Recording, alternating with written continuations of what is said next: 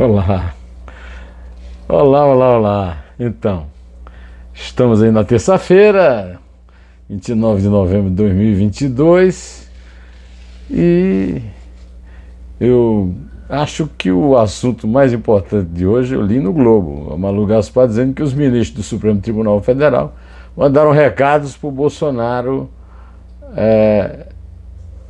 acabar com essas manifestações na porta do quartel, para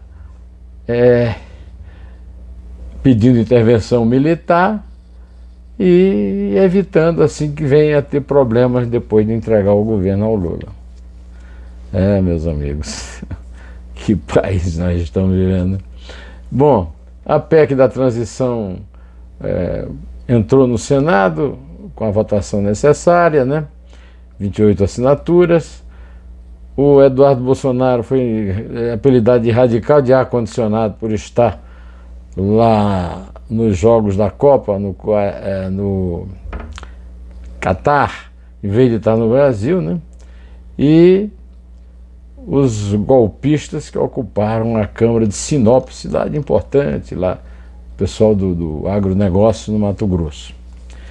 Eu venho aqui também agradecer a você que continua firme, me prestigiando. Eu me sinto muito prestigiado e tenho força para voltar a dizer: não sou imparcial, eu sou do seu lado, cidadão, querido inscrito aqui no canal ou não, cidadão brasileiro. Não, eu sou independente, não sou governo, não sou oposição, mas não tenho lado, aliás, tenho lado, eu não sou imparcial. Eu tenho o seu lado, o lado do Brasil, o lado do povo brasileiro, de verdade.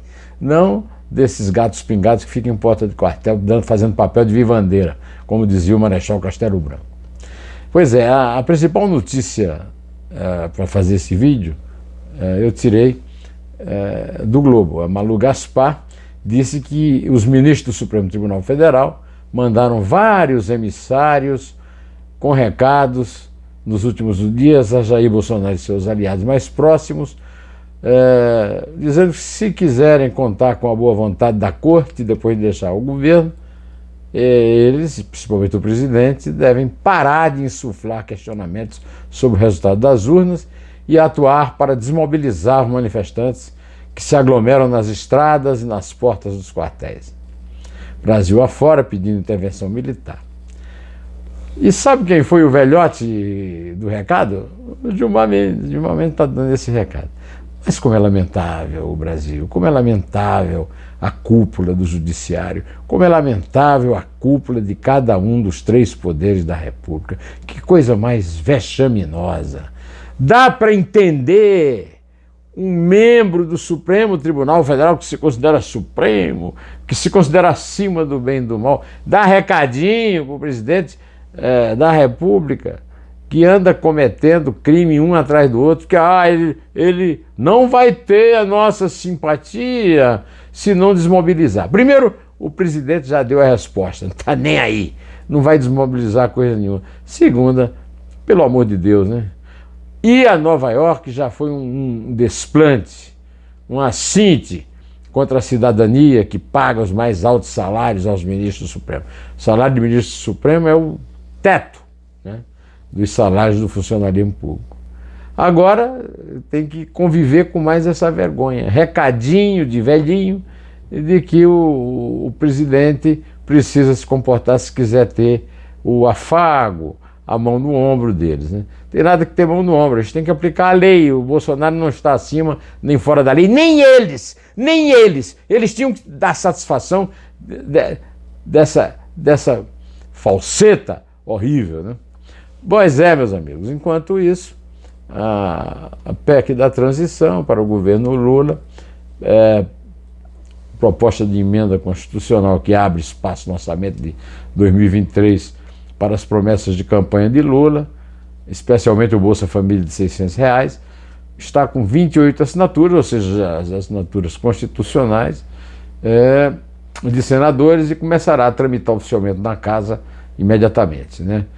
São necessários 27, foram obtidas 28 para uma proposta que muda a Constituição, ser lida e ter a sua análise iniciada na casa.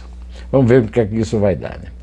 Vocês lembram da piada do Eduardo Bolsonaro, que foi para o Catar e foi visto no estádio, no jogo do Brasil com a Suíça? Ele ganhou um apelido entre os seus próprios seguidores de radical de ar-condicionado, né? Mas ele pode estar até comemorando um recorde de menções ao seu nome no Twitter em 2022. Só num dia foram mais de 35 mil postagens citando o filho 02 de Jair Bolsonaro, o que gerou 800 mil interações na rede. Entre as publicações, 63% foram negativas, 32% neutras e somente 5% positivas. Não está com cartaz muito alto o 02 não, né? O nome do parlamentar consta de forma consecutiva entre os trending topics do Twitter, desde 15 horas de segunda-feira 28, até 10 horas de terça 29, segundo dados do Voxradar. Radical de ar-condicionado é bom. Podia ser chamado também de bunda fresca, né? Pois é. Um grupo de manifestantes golpistas, bolsonaristas, ocupou a Câmara Municipal de Sinop, cidade a 503 quilômetros de Cuiabá, capital do Mato Grosso, e sede de um grande setor lá do agronegócio. Esse grupo atacou a vereadora Graciele Marques dos Santos durante a sessão. A motivação dos bolsonaristas teria sido uma fake news que circulou nos grupos deles mesmos, de que a vereadora iria protocolar um projeto de lei para retirar na cidade os acampamentos pró-golpe de Estado. E eu vim dizer que já passou da hora de isso ser providenciado. Não apenas essa turma que invadiu a Câmara ser processada e presa por ordem dos superiores da justiça no Brasil, como todos essas vivandeiras, como dizia o Castelo Branco, o Marechal Castelo Branco, também serem recolhidas, no mínimo, de volta aos seus lares, no máximo a uma cela de cadeia, né? Bom, já que estamos falando de eleição, o Tribunal Superior Eleitoral bloqueou R$ 13.599.298,26 encontrados nas contas do Partido Liberal em razão da multa imposta à legenda por litigância de má-fé com a ação que questionou as urnas eletrônicas pedindo a anulação de parte dos votos contabilizados no segundo turno das eleições. De fato, a ação pedia a vitória do derrotado. O Lula teve 60 milhões de votos, o Bolsonaro teve 58 e as ações todas estão pedindo que o Bolsonaro seja escolhido, eleito, porque teve menos votos.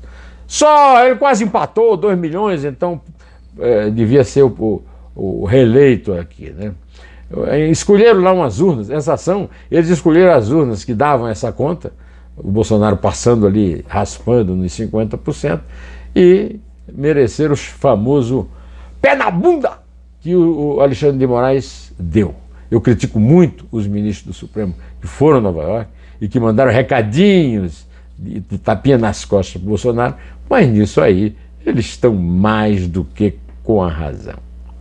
Ontem eu fui assistir o jogo do Brasil, aquele jogo vexaminoso contra a Suíça, o timeco da Suíça, que o Brasil ganhou de 1-0, porque o Tite fez muita besteira e depois fez a coisa certa. O Rodrigo tinha que ter entrado no lugar do Neymar Júnior, que estava contundido, que está contundido, desde o começo do jogo. O que é que o Fred foi fazer naquele time? O time ganhou de 1-0 num bambo, um golaço do Casimiro, mas eu estava assistindo no apartamento do meu querido amigo Assis Anjo, que foi subeditor de política quando eu fui editor de política do Estadão.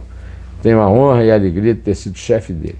A filha dele, Clarissa, e o Luiz Wilson, que faz um programa na Rádio Imprensa, em São Paulo, chamado Pintando o Sete, aos domingos, e levou também a mulher dele, a Fatel, né, que está prometendo fazer um arroz de piqui para Isabel e para mim, lá na casa deles. E o meu parceiro, Theo Azevedo, que pôs melodia nas letras minhas, falando da Baía do Bode, que é a região onde ele mora, lá no norte de Minas, de onde nasceu o genial romancista João Guimarães Rosa, né?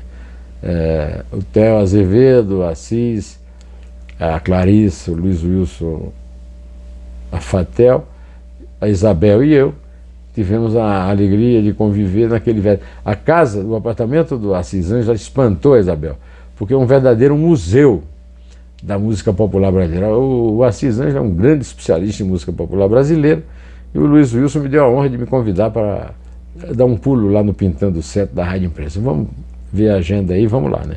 Por enquanto eu convido vocês, convido inclusive eles e vocês para verem a entrevista maravilhosa que o desembargador Walter Maierovitch deu na série Neumann Entrevista, neste canal José Neumann de Pinto no YouTube, que está no ar desde o sábado passado.